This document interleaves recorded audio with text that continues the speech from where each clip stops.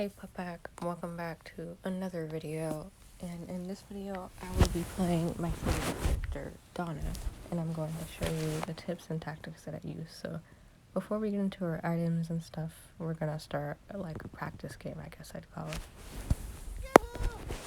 So as Donna, you want to go to the place that gives you the most advantage. As you see, I'm trying to go to the cave here, regardless of whether that Nyx is in there or not, because I think I'd actually survive in there, since it's the first few seconds of the round.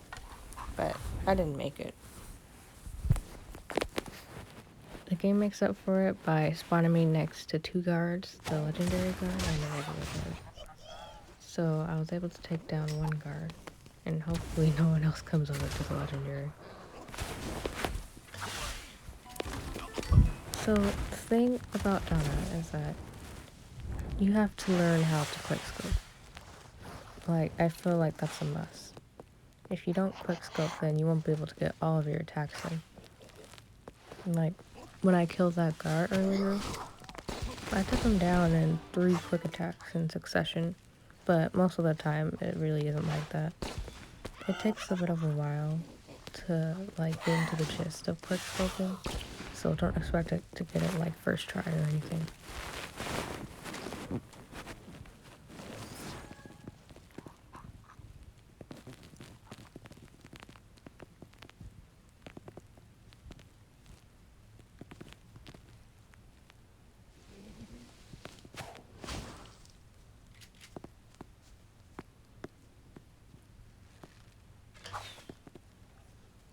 Now, when I play characters, and this doesn't just go for Donna, when I play my characters, I do not like to hold out the legendary weapon because I feel like it would make me more of a target to other players.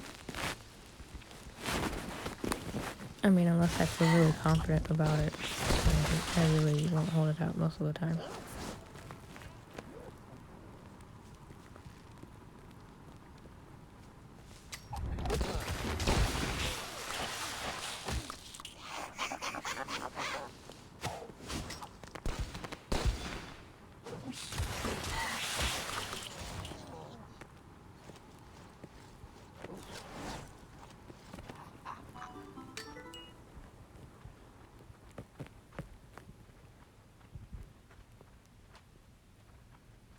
Now, if you haven't played this game or haven't played Donna, an interesting thing about her is that when you go into the water, she becomes invisible. Except when you're moving, of course. The only way that she will be visible to her enemies while she's staying still if they enter that small white circle that's around her. This right here, this is a common bug, where you would get stuck in light mode for a few seconds and is unable to move. So since I was in the water, the Nyx didn't see me, so I'll be perfectly fine. I just got shot right there, but that's fine.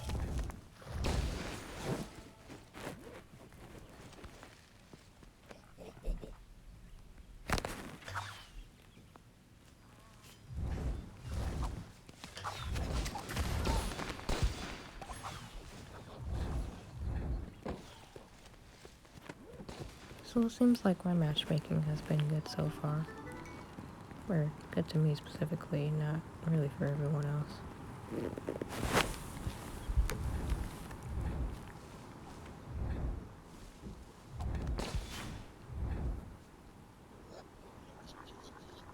So I saw a level 16 Lizzie and I figured I should team up with all of the other levels if I want to have like a chance of succession of beating that Lizzie. But it seems like they were not on board.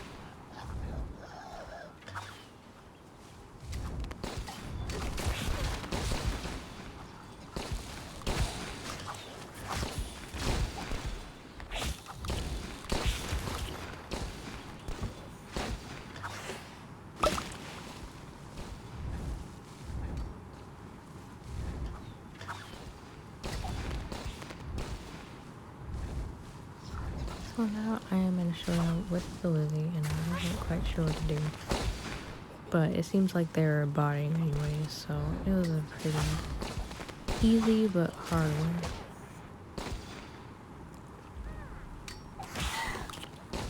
somehow I managed to win and pull it off, and I was really happy when I did so.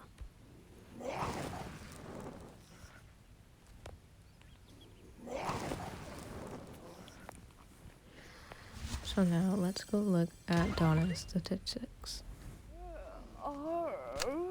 So as you can see, I've got Donna right here. All of her stats are up. So we're going to start off in her skins. The skin that I have right now is actually the legendary skin for Donna. This isn't her actual true form. But, I mean, of course there's other skins, but this is one of my favorites. Her original skin is just nothing, but she's just a regular crocodile. Nothing much. Now, her other skin, she had a summer skin called Backstroke Donna, and her original skin is Landlady Donna. There's also Ranger Donna, but you had to donate to some sort of charity, but that was only available to Android users, so I was unable to get it. So anyways, moving on beside that, let's take a look at her emotes. So, when you buy a legendary, or not, like, you don't actually buy it with your money. Like, when you get a legendary skin, they give you fancy emotes with it. The ones that I equipped now are her original emotes, but I like the dragon emotes. So let's go look at her stats now. So she turns invisible underwater to stalk her lovely stalk her dear targets. That was a tongue twister. So this is exactly what I said before. When she sits still in the water for a certain period of time, then she will become invisible to others. Of course she's visible on your screen, but it's kind of different for others. Now, Charge and Chomp is leaps at dear target, chomping it for damage and stun. Yummy. So Charge and Chomp is simply her little bite. It says 0 range, but that's because you gotta charge it up and you'll see it in the next game. But, so out of all her health and damage, her bow does probably the most damage. So you want to get your hands on the bow first. So now we can go look at her items. I've got Cluster Bomb equipped, which bombs explode into 3 smaller bombs. This is just for damage, it's not specifically for anything else. So, there's also a thing about this. They have levels to them. And most of my items are maxed out, so if I lose, I can't blame it on my items. Of course, you can also use Molotov for damage, but it doesn't have a wider area of effect. It just has a longer area of effect, if that makes sense. So I also got Nitro Bow equipped, which increases bow attack range and velocity. It just makes her, like, her attack on her bow, like, much longer, like, more range to it. It doesn't necessarily do more damage. Vampire Teeth, when your health is less than 2/3, damage you deal heals you. This is very useful if you want to play an aggressive build, which is what this build is right now. And for every tanker, you want to have jungle shoes. Not every single tanker, but it's strongly recommended that you do. So, before I start the next game, I'm going to do a quick little checkup on everything else, make sure I haven't missed anything in my clan, stuff like that, collect my rewards, and actually before I start the next game, we're going to look at the GMs. So when you start off, you get your rewards, there's coins, there's gems, there's items, and then you get a new emoji at 500 trophies, and then coins, gems, items, and then you get another one at 900 trophies. Now let's look at the Grandmasters. So the Grandmaster states, only the best players can become a Grandmaster. If you have reached this far, you will receive exclusive rewards to showcase your power and extra coins per battle. So basically you get a small coin boost percentage and just make your character's podium and stuff look fancy. But the birding is that basically. You get 20% extra damage. Well, not you, but like your enemies get 20% in extra health, which is almost an entire level, which levels are 25%. So that's what makes it good. And as you go up higher, then that gets even more harder. Like there's 5 Grandmasters, so that would stack up to around 100% stronger. So yeah, that's what makes it harder. So let's go back into our match.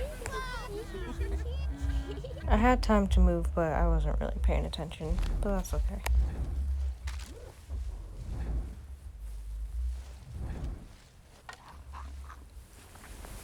So what I like to do with Donna, if I'm just in the middle of nowhere, I like to just collect weapons and probably go hide somewhere. Which, to many people, this is why they don't like Donna. They don't want to hide with her, but that's kind of her whole idea anyways. She's made to be a camper.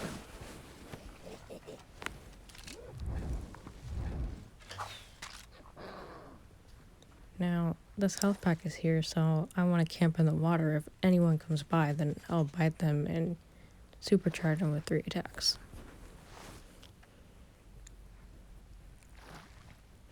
I use my bow to check around every once in a while, but I make sure to get back in the water just in case Pepper or another ranger can see me.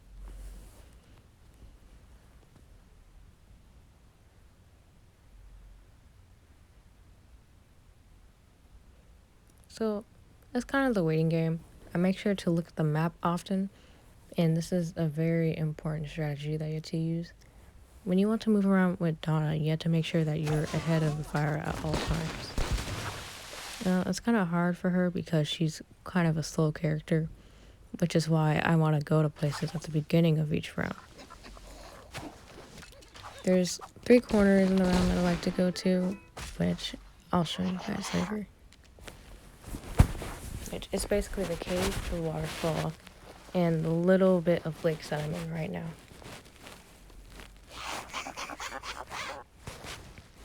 On normal circumstances, I would probably just take the health kit, but it's not smart if I want to camp it. So I'm going to keep it there. And besides, I have vampire teeth, so if I wanted to heal up, I could simply just use someone else's health.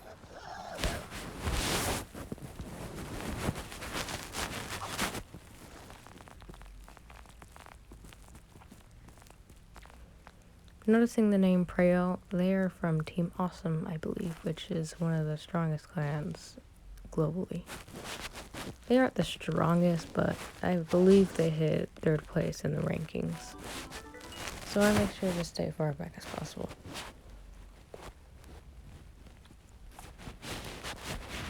In order to stay ahead of the fire and hide from people, I want to be able to sit in small ponds of water as I get there. But I ended up attacking some people anyways. If you don't know, in my item setup, I did not have adrenaline shots, so if my health goes below 0, it won't automatically heal itself. No, that just means that I die there. If I had adrenaline shot, then I think I would be fine. Because it heals right when you want it to, but that's only if it's like maxed out and you know it's a sure percentage. So the max matching, it got a little bit worse. As you can see, I'm in a lobby with 15s and 16s. And that next was the only one that was going for me, which is pretty annoying. But there is nothing I can do about it. Okay, so now let's take a look at her items. So, if this crate helped, would hurry up and get out the way. Okay, so anyway, so her items, I'm going to start using a defensive type of gameplay. Like, I'll be using Toolkit, which you'll see how it works in just a second. I'll also be using Knockback Bomb to keep enemies away from me for at least a short period of time. I'll replace Happy Treats with Vampire Teeth. For all you have to do is just stay still and it'll start healing, like, slowly. But it still gets the job done, and it's a popular choice among Shellys and probably other tankers.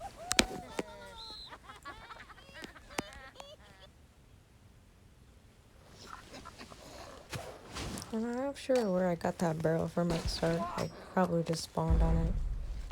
But it gives you a small shield. Let's see. That small little white piece of health, that's just the shield that it gives me. Since my toolkit is maxed out, then I only had to use 3 barrels or 3 boxes to maximize my shield.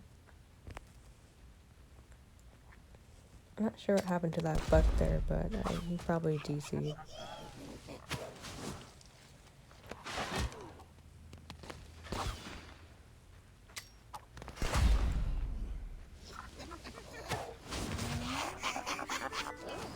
The funny part is that Nyx wanted to white flag after he attacked me first, but you know what, that's fine.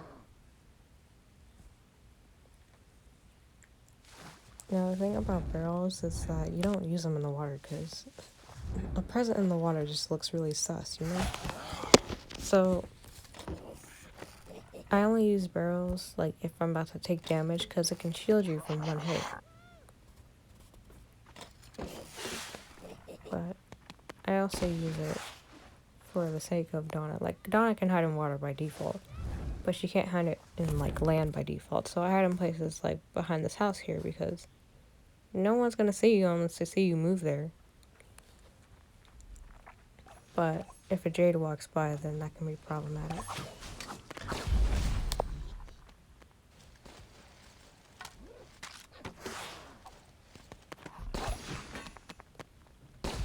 So you see the matchmaking is at its finest again, so I just kind of politely walk away. I want to hold out my box to make sure I can barricade from other players, but it seems like it didn't work very well. Now, Fuzzy versus most tankers would almost always win. You just have to catch them by surprise.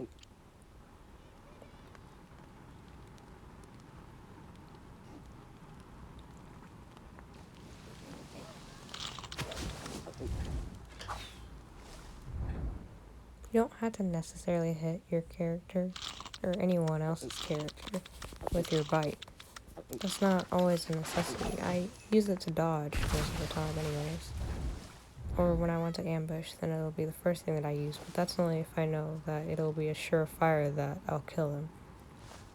Or at least try to, because half the time they have adrenaline shot.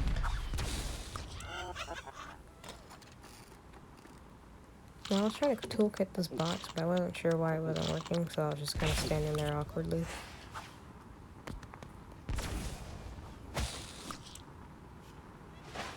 But now that I'm in the fire, the Fuzzy wants to take all of its chances against me, but I still have 2 health kits left.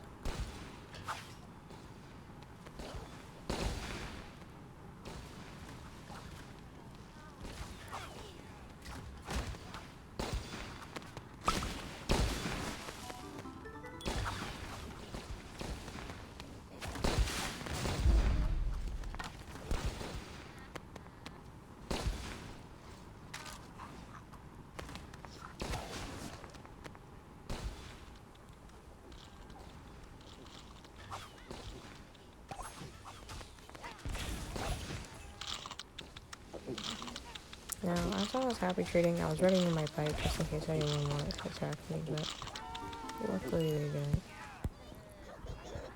Now, I was trying to team up with the rest of the Nyxes, so I can see if I at least have a chance, but that texture did not care about my presence now. But like I said, there really is nothing I can do about that situation.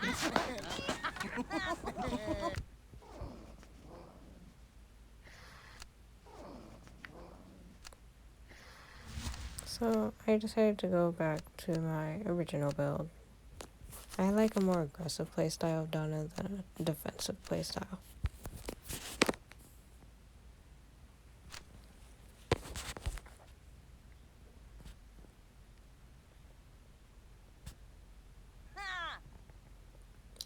So in this game I wanted to go towards the waterfall, but I couldn't make it in enough time.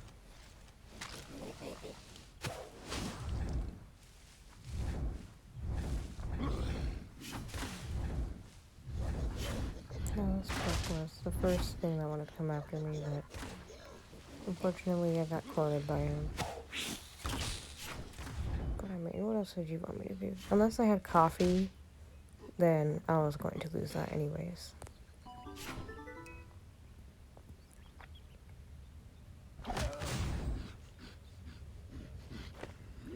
It's kind of unfortunate that there's tryhards like these, but it's whatever. It doesn't really matter.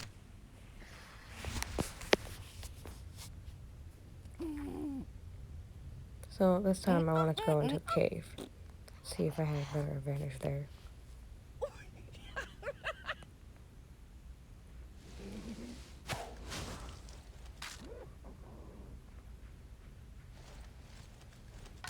The weird part about this is that there's a certain way to like range your attacks, I guess. That's what I'm trying to say. So for instance, when you ambush someone like from the water, you bite them, you use the shotgun, and then you use the bomb, and then you use quickscope with the bow. Because you use a shotgun purely for damage, and it knocks them back a little bit. So then you use your bomb, and if you can do it quick enough, you hit them with your bow by quick shotting them, right? And that's what blasts them super far. Just so they don't have a chance to retaliate. Unless they're like some sort of ranger, then it usually isn't a problem. But if you're going up against Bruce, then that's a different story because Bruce cannot be knocked back. I was lucky to run into that level 7 Bruce just for the health kit purposes, and then after that I started wondering about matchmaking because I'm pretty sure I saw a 16 in the game before, and what was a level 7 doing in a game with it? Seems quite unfair.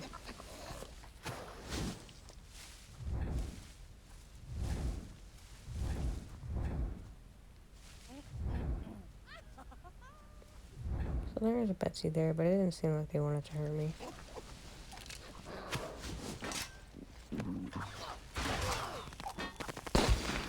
Yeah, I got trapped by this Nyx. And all I could do was white flag because I just wanted them to be around. And half the time they might. And I would have used my shotgun during that moment, but it wasn't fully recharged. And that's another thing about Donna, is that her attacks are really slow to recharge.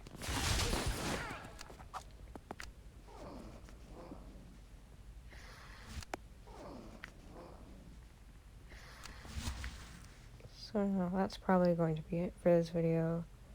There's just too many high levels in this game anyways. So hopefully later I'll be able to play an actual game. But right now it's not really working out for me. So that is it, and I'll see you guys next time. Pup Pack.